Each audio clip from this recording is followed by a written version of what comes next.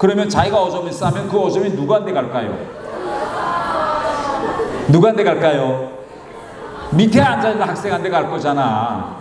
여러분들도 한번 대한민국에서 저렇게 기차가 다니는 철길 주변에 가서 철길 노반을 한번 좀 청소해 하고 수리해 볼까요? 싫지요? 네, 이게 남과 북의 교육의 차이입니다.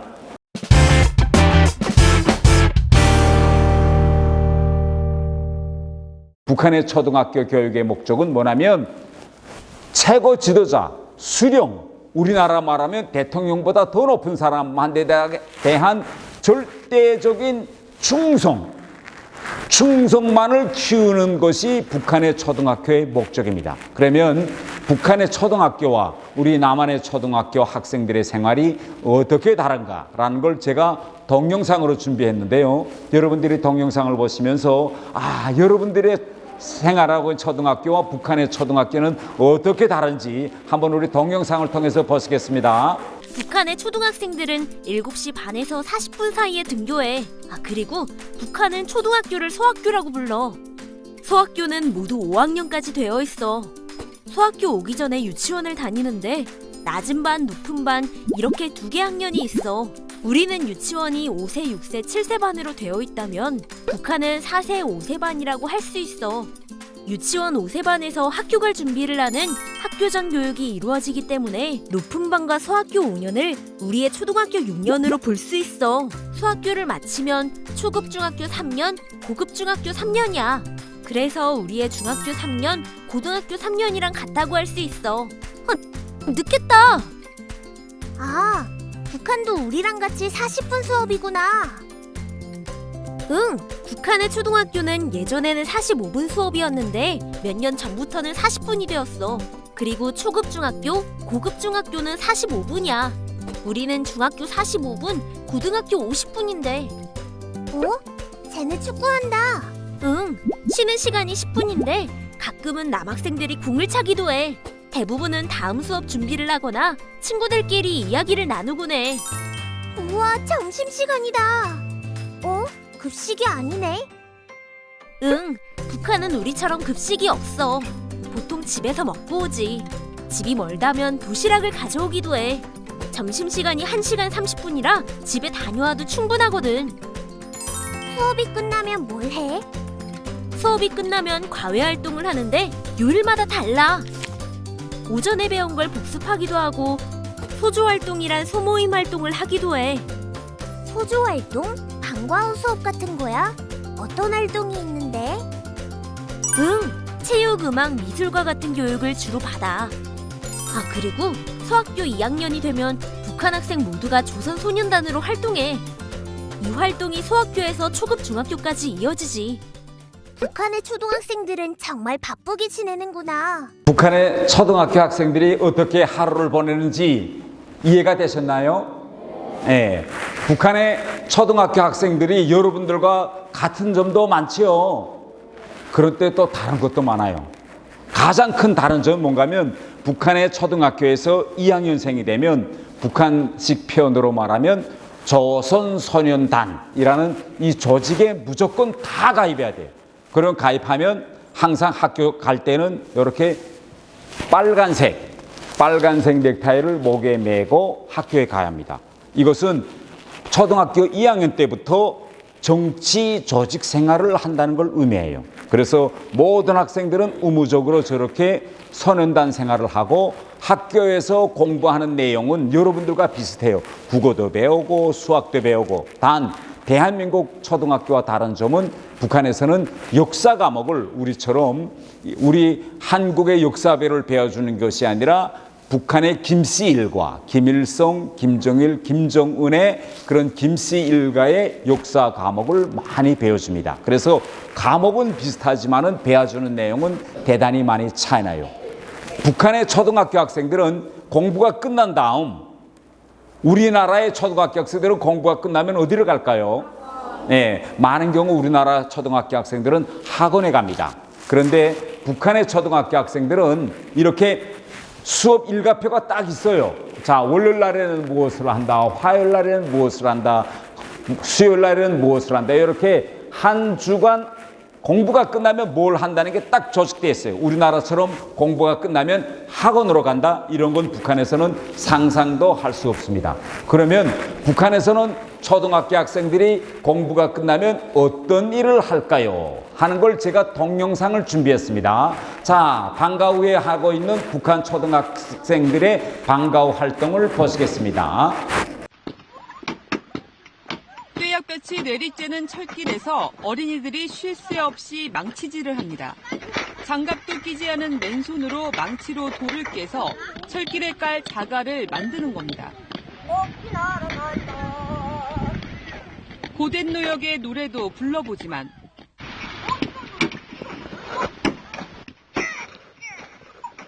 끝내 불만이 터져나옵니다. 바로 옆선로에서 기차가 지나가는 위험천만한 상황인데도 선생님으로 보이는 남성은 감시에만 열을 올립니다. 지난해 여름 북중 접경에서 촬영된 이 영상에 등장하는 아이들은 대략 10살 남짓. 우리의 초등학교 3, 4학년에 해당하는 북한 소학교 학생들입니다. 산을 깎아 도로를 넓히는 작업이 한창인 또 다른 공사 현장. 아이들이 자신의 머리보다 더 큰 돌들을 마대자루에 옮겨 나릅니다. 앙상한 체격의 남자아이는 어른조차 들기 어려운 무거운 돌을 어깨에 메고 힘겹게 발걸음을 뗍니다. 예, 이것이 우리나라의 교육과 북한의 교육의 차이점입니다.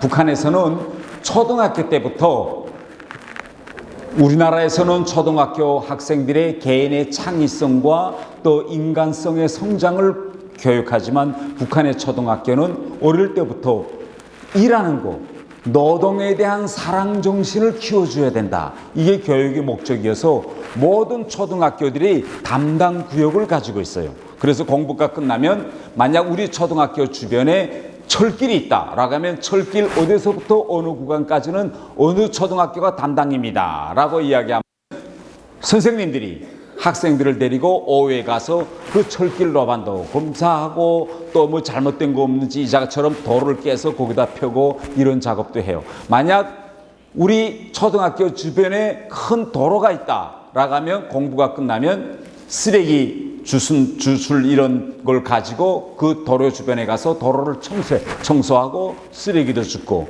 이렇게 아이 때부터 국가를 위해서 노동을 사랑하도록 계속 교육해야 된다. 이게 북한의 교육과 대한민국의 교육의 차이점이에요. 우리는 학원으로 간다. 북한은 도로와 철길에 가서 청소하고 쓰레기 줍고, 이자처럼 도로가 무너져 내렸어요. 비가 와서. 그러면 학교 애들이 가서 돌 집어서 그 도로를 다시 정비해야 돼요. 그러면 여러분 보시기에서는 여러분들도 한번 대한민국에서 저렇게 기차가 다니는 철길 주변에 가서 철길 로반을 한번 좀 청소해 하고 수리해 볼까요? 싫지요? 네, 이게 남과 북의 교육의 차이입니다. 그런데요, 이거 외에 북한의 초등학교에서는 방과 후에 국가를 위해서 추가적인 일들을 해야 돼요. 국가적인 행사에 동원돼야 됩니다. 가령하면 국가적으로 이번에 큰 집단라는 큰 공연을 준비한다라고 하면 학교별로 담당합니다. 오늘 이 초등학교에서는 어느 파트를 담당해 주세요라고 합니다. 그러면 북한의 초등학교 학생들이 준비한 5만 명 대공연, 아리랑 공연을 어떻게 진행되는가 한번 보시겠습니다.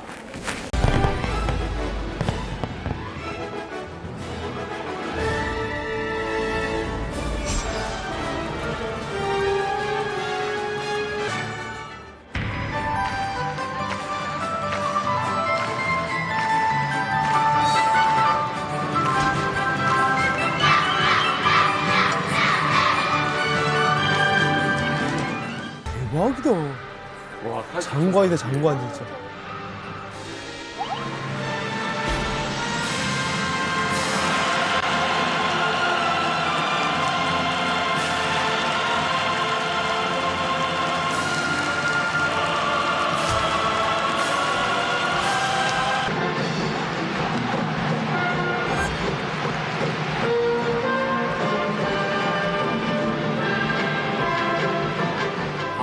그러니까 화면처럼 보이는데 사실 이제 사람이에요.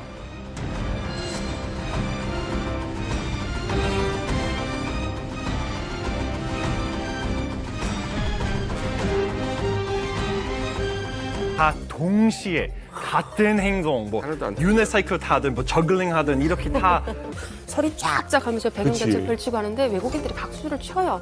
그러니까 보다 출연자가 더 많다 그랬는데 4~5만 명이 동원되지 않습니까? 근데 저 아동들이 하루에 8시간에서 10시간 정도의 강도 높은 훈련을 1년 정도를 받아요. 근데 이게 북한에서 매해 하는 집단 체조라는 겁니다. 집단 체조. 그러면 우리 한국 같으면 그렇게 생각할 수 있겠어요. 아니, 지금은 이렇게 IT 산업이 발전해서 큰 LED 전광판을 설치하면 되는데 왜 중학교 학생들이 이렇게 카드를 들고 나가서 1번 하면 1번 카드 들고 2번 하면 2번 카드 들고 3번 하면 3번 카드 들고 이렇게 해요.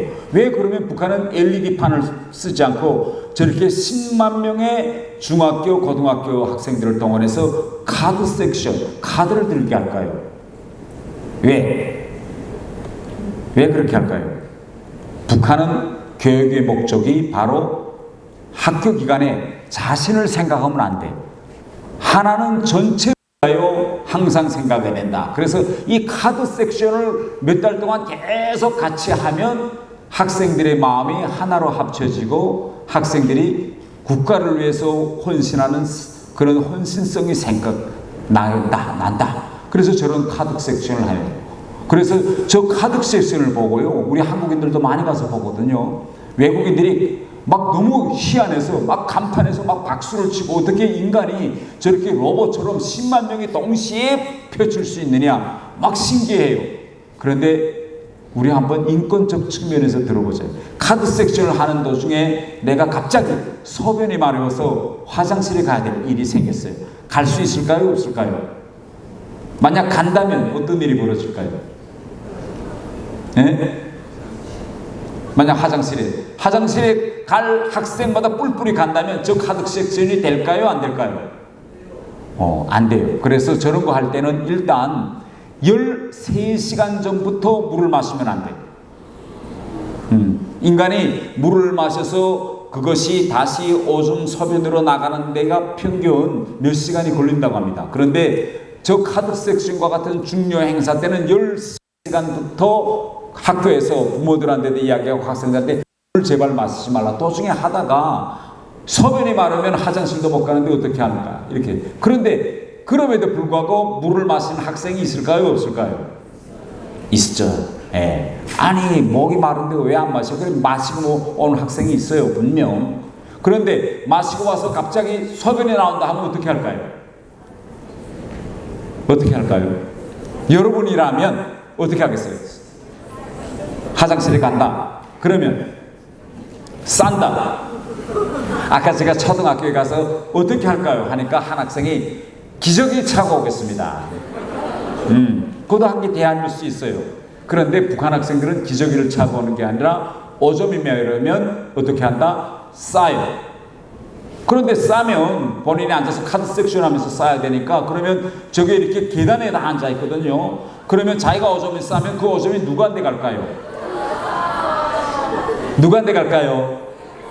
밑에 앉아있는 학생한테 갈 거잖아. 그러니까 이걸 방지하기 위해서 모든 학생들은 어디에 앉아있는다? 조그마한 나무로 만든 자그마한 책상, 의자, 자그마한 의자를 항상 가지고 의자에 앉아있어요. 그러면 오줌 싼 학생은 반드시 카드 섹션 하는 도중에도 소리를 쳐야 합니다. 오줌 내려간다 하고. 그러면 힘들어서 그런 자그마한 의자에 앉아있지 않던 학생은 제가 의자에 앉아야 돼. 의자에 앉아있지 않으면 어떻게 된다? 내려오는 오줌에 자기 엉치가 젖어요. 그래서 오줌 싼 학생은 반드시 소리를 쳐서 동료들의 엉치에 오줌이 묻지 않게 한다. 이런 저 안에 나름대로의 룰이 다 있어요. 그리고 이 학생 같은 경우에는 몇 살쯤 됐을까요? 한 몇 살 된 것 같으세요? 몇 살? 이 섹션은 7살부터 10살짜리 초등학교 학생들이 하는 겁니다.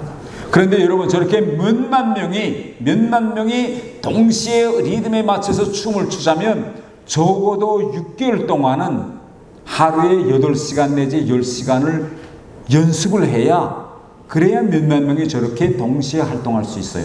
그런데 저런 걸 하다가 갑자기 내가 배가 아파 하면 저 장면을 중지하고 화장실에 갈 수 있을까요? 없을까요? 없어요. 그래서 이런 어마어마하게 학생들의 인권을 무시하면서 북한에서는 강제 노역도 시키고 이런 국가 행사에도 강제적으로 저렇게 차출해서 동원시키는 겁니다. 그런데 이것뿐이 아니에요. 북한은 아까 이야기한 것처럼 7세부터 13세는 소년단에 입단하고 14살 때부터는 청년동맹에 입당합니다. 그런데 이것으로 끝나지 않아요. 중학교 올라가서 14살 때에는 붉은 청년근위대에 입대합니다. 이 자리에서 14살 되시는 만 14세 되시는 분들은 손 들어주세요. 14세 14세 요 나이 때 되면 북한에서는 붉은 청년근위대에 입대하고 저렇게 군복을 입고 1년에 2주 보름 동안 군대처럼 군 병영에 가서 캠프 생활을 합니다. 캠프 생활을 보름 동안 하고 나오는 마지막 날 거기서는 뭘 배워주느냐? 총 쏘는 연습을 시킵니다. 그래서 마지막 나오는 날 14살 때에 총을 쏴요.